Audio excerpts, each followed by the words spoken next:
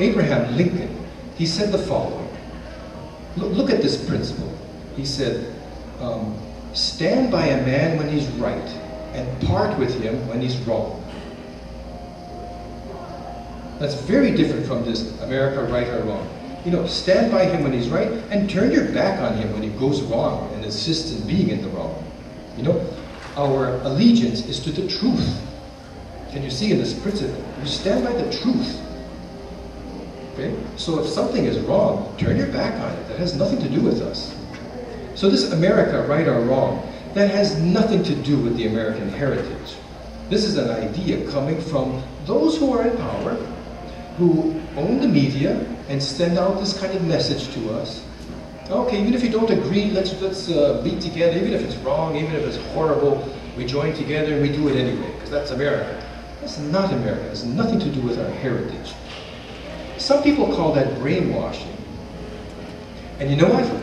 If you want to know exactly where we're being brainwashed, where we're being misguided, it's just to know what are the ideas and principles of the founding fathers and measure that against their ideas, and you'll know what is incorrect, what is throwing us askew.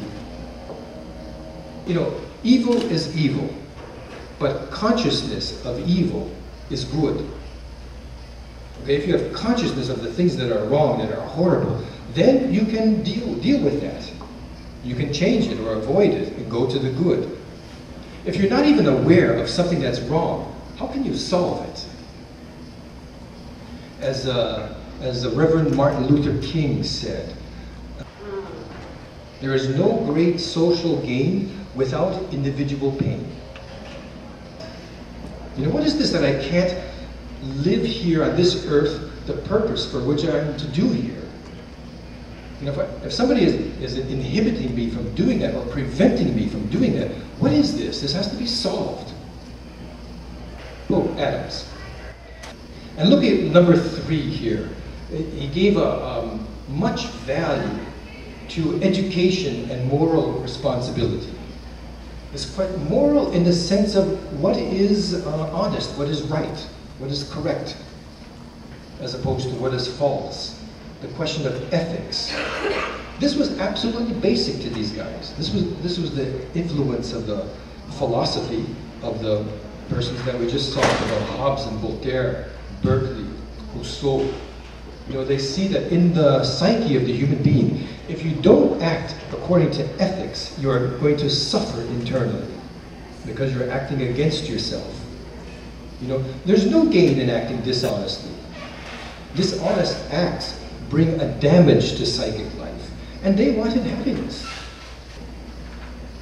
Alexander Hamilton, this is an exceptional human being.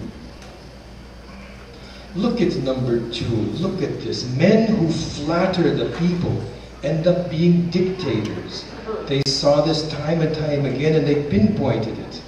You know, we don't pinpoint the thing very well. How many times have you heard, oh, the American people, you Americans, we're so great and we're so wonderful and we're the best, and the United States is God and the American people are the angels of God, and all of this just to flatter everybody. Look, men who flatter the people, they end up, you know, dominating you afterwards. It's a trick.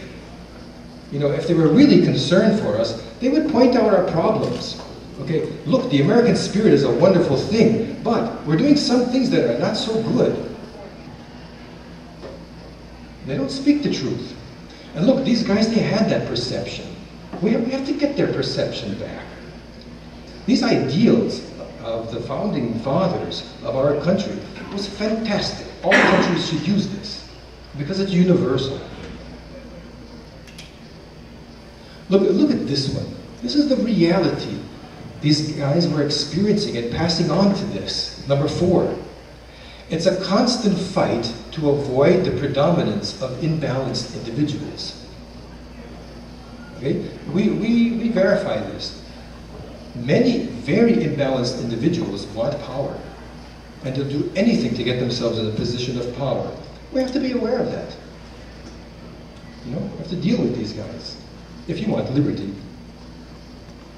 And you know, I believe, it's not a belief, I'm sure that if more Americans have a better contact with this, you identify with it. Do you identify with this as being something in reality? Absolutely, yes, absolutely. You know, absolutely. It's just that it's not so clear to us. We need scientists like Norberto Campi to put it clearly, the reality of the thing. So then this helps a lot. You know, we can see better what's going on. You know, they think the wealth is the money. The wealth is what the money can make for us.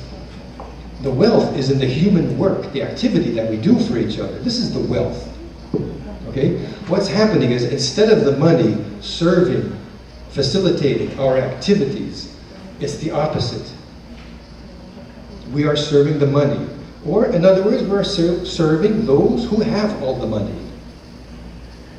Okay? So we see that this is a problem. We have an accumulation of enormous amounts of money that is creating a dominant, perpetual dominant class of people. It's exactly what the Founding Fathers are telling us you have to avoid. Okay? Listen to the Founding Fathers. They're telling us you've got to avoid this. You know, there's a difference between speculative market and the real economy. The real economy is the agriculture, the industry, the work that we do for each other. This is the work. This is the real economy. The speculative market, making money with money, that's another thing. If that collapses, okay, if it collapses, that's good for the real economy.